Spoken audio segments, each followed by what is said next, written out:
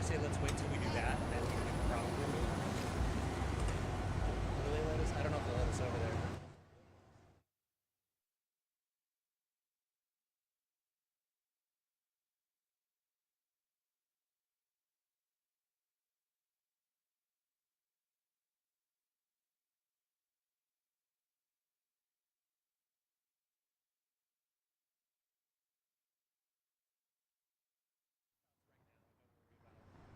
don't worry about what they're supposed to do.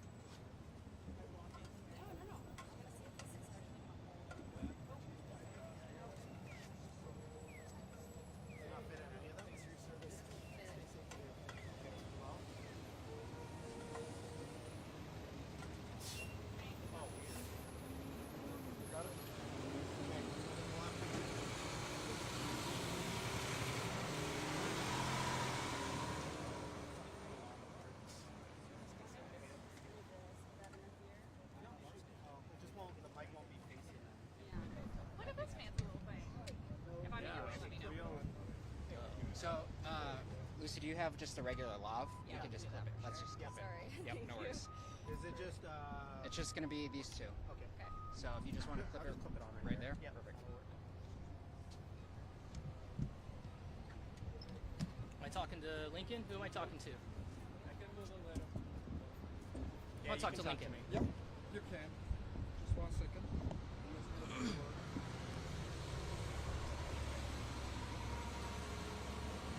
Hold on 1 second.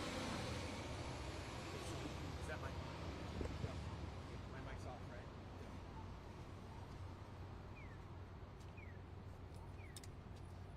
Give us a mic check, bro. Yeah, mic check. 1, 2, 3, 4, 5, 6, 7, 8, 9, 10. 1, 2, 3, 4, 5, 6, 7, 8, 9, 10. Hold on, we got.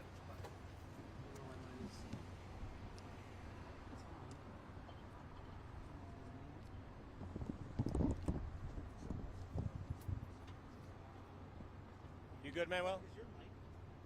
Oh wait, is the other mic on? I don't know why I'm not getting it. You want to just put it on? Yeah. So do you want to check for me? Mic check. Well, you still do it. Well, you still do it. Yep. Okay. Can I stand here? Does that mess you guys up? You have a lav mic. It's not working. For the lob, I don't know why my lob's not working. What? Is this It your won't mic fit. as Oh yeah, well? I know, but somebody turned hers off. We'll get it worked. Sorry. No worries. That's weird. There we go. There we go. Now it's working. It's still on. Oh, turn yours off. Yep. There we go. I got it. It should be working now. Okay. One more check. Do you mind? Sorry. Yeah. Okay. Mic check. 1, 2, 3, 4, 5, 6, 7, 8, 9, 10. 1, 2, 3, 4, 5, 6, 7, 8, 9, 10. Cool. Yeah, we're good. Will you give us your name and title? Yes. My name is Mark Wyan, MarkWian, and I'm a sergeant with the Salt Lake City Police Department's Public Relations Unit. All right. What's happening here? We're providing an update today with the situation that's been ongoing. With me, you also, after I provide the update, you also have a chance to ask questions from Salt Lake City Fire Department's Captain Chad Jefferson. This situation just started before 8 o'clock this morning when SLC 911 got a call from a community member about a suspicious item that was placed near 20 West 200 South. Our officers got here, they immediately secured the area, and the on-duty watch commander requested the help of the hazardous devices unit. Our detectives with our HDU squad have gotten here. We have since, as you can see behind me, we have a lot of resources here. Community safety is our #1 priority right now. We've scaled this up as this investigation has gone on since the early morning hours. And right now we're working with our partners with the fire department, the Air National Guard, the FBI, and the county health department to really figure out what we're working with here so that way we can reach a safe resolution. Where was this package specifically? Yeah. So the package or the item was found in a nearby alley next to a business, 20 West 200 South. So it's outside on a sidewalk in an alleyway. Since then, again, we've posted on our Twitter that we have, out of abundance of caution, we have done an evacuation at the U.S. Bank Tower located at 170 South Main Street. Other places are sheltering in place. You can see that we also have 200 South shut down from Main Street to West Temple Street, and also West Temple Street is closed northbound from 300 South to 200 West while we continue to assess this situation and make sure that we have room to get in here with our equipment to assess what's going on. Do we know like how big this item is? Like, is it like a cardboard box? I don't have that specific information, but again, we have a lot of resources here. We're working together, we're collaborating to make sure that we're taking this. The time is on our side. What I can tell you is that, outside of this area, it's still safe. We recognize that this is creating a very big impact downtown. It's a Monday. We have people coming to work, getting to and from places, but we appreciate the community's recognition and being patient with us while we try to make sure that we're reaching a safe resolution. Why U.S. Bank Tower specifically, and about how many people are evacuated? Yeah, I don't have this specific number, but why the tower specifically is because it's close. There's things that we've developed through the investigation that, out of an abundance of caution, if something were to happen, we want to make sure that those community members are in a safe place. Have you received any threats besides this, calls or things that came into your office or that you've heard from 911? No. The only call that we've had so far on this is the one from SLC 911, or that SLC 911 took just before 8 o'clock this morning. What do you have track lines in the area I didn't hear you. What? Track fines in the area, they affected? I do know that on Main Street there is a bus bridge from 2nd South to 3rd South, so I know that there is that impact also.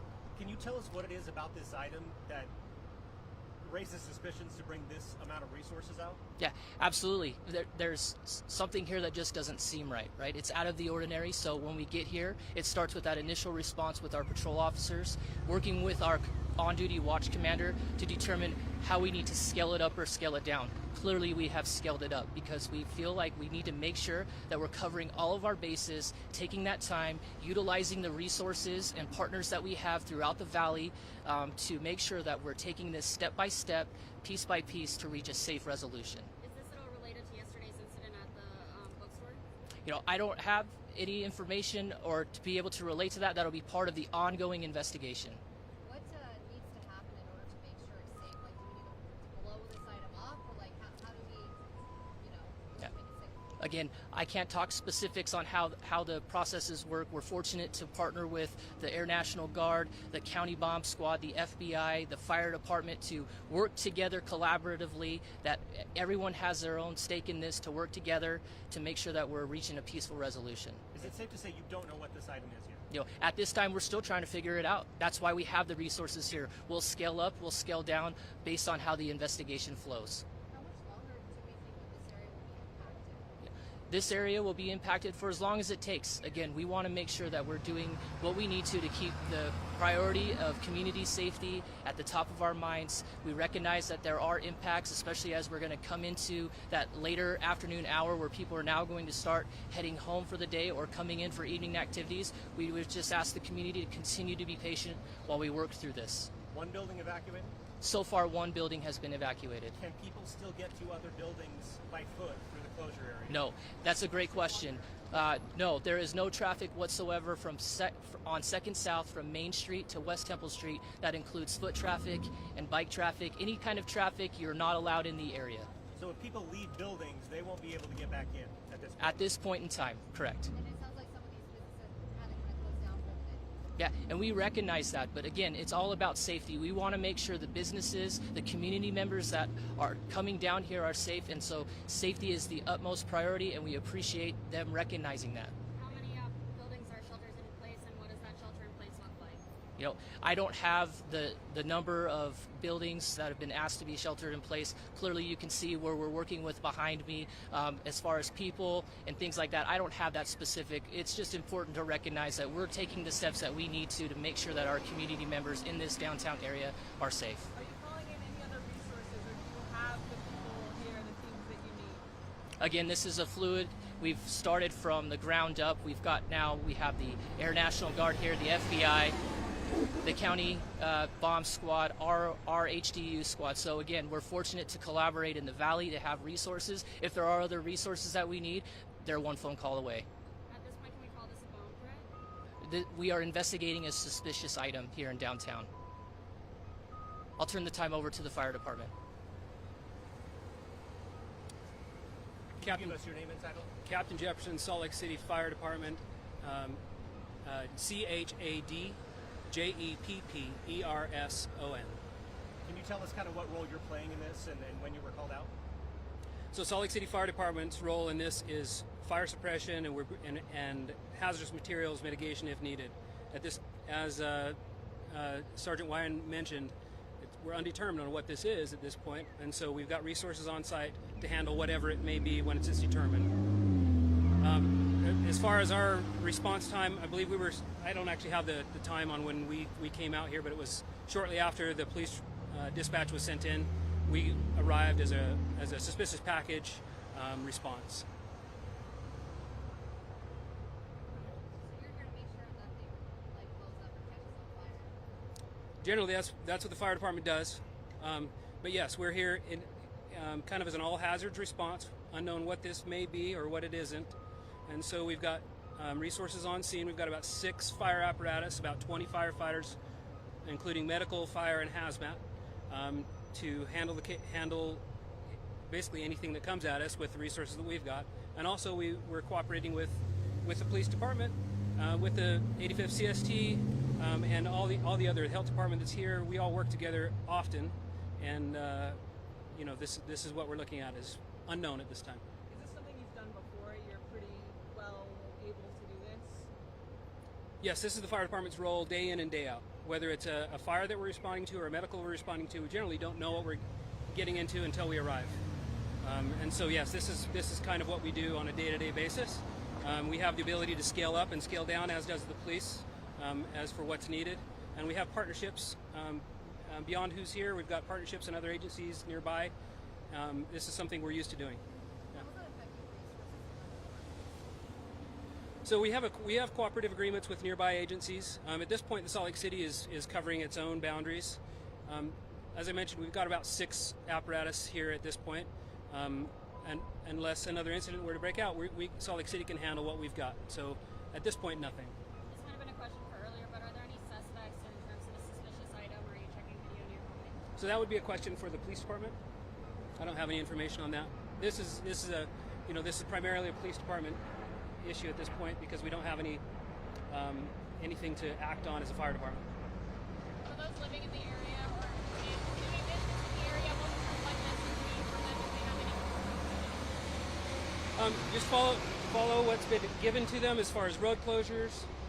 If they're advised to shelter in place, to stay in place, and just follow what's been asked of them to do. That's really the best thing that we can do. We will have you shelter in place if it's safe to do so, and we would have you evacuate if that's the correct thing to do. So just listen to the orders of the officers and the public officials. All right, last question. How long is this? Do you anticipate this taking?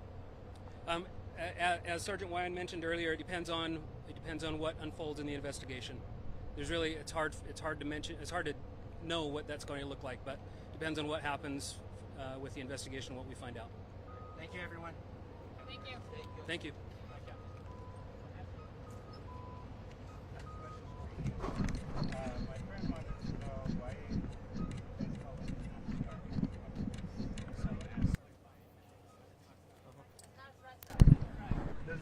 The bomb team is unsafe.